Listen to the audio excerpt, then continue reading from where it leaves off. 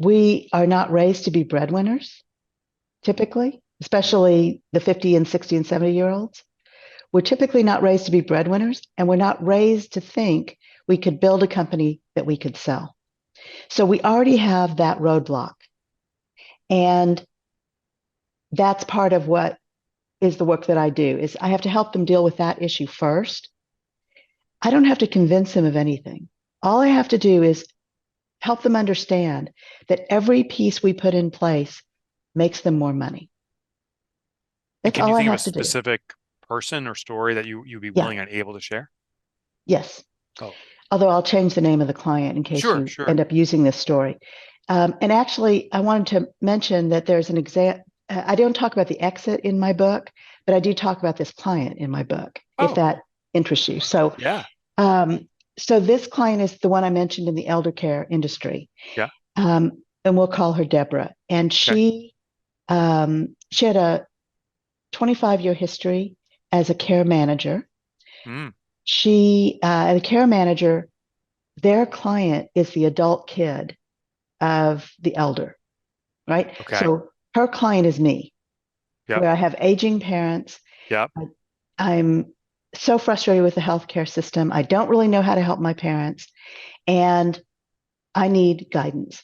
Yeah. So she has a team of 12 care managers and then office staff as well. So a total of 15 employees. Some are contract and some are staff. Okay. And Deborah, when she and I meet, she's looking for an operations person because she knows there's great potential. She has lots of clients coming to her, Hmm. but she's at that point she was 64, Hmm. and she was wise enough to recognize at some point I'm either going to have a health issue or I'm going to die, and I don't want my company to die. So the way we really started was focusing on how can you make more money with less stress.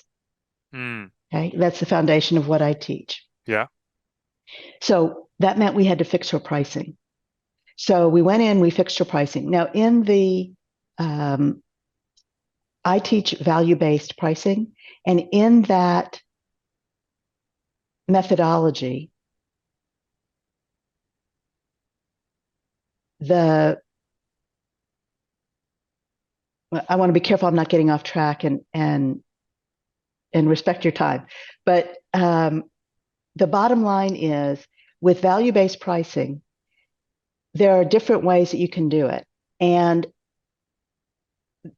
the owner, Deborah, was very hesitant to do anything differently. She Sure. was still billing hourly.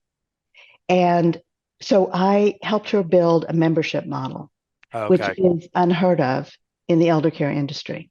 Hmm. And she was very courageous and adopted it. And that became a huge selling point for the buyer. They were Interesting. so intrigued. And they're also in the elder care industry, but had never seen a membership model before. Yeah. So, because of that, that was very intriguing and attractive to the buyer. So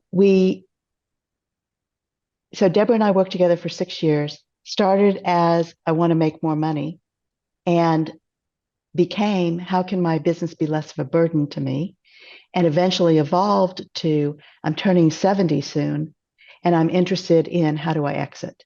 Mm, So I don't have to convince people. All I have to do is talk about generating more revenue with less stress.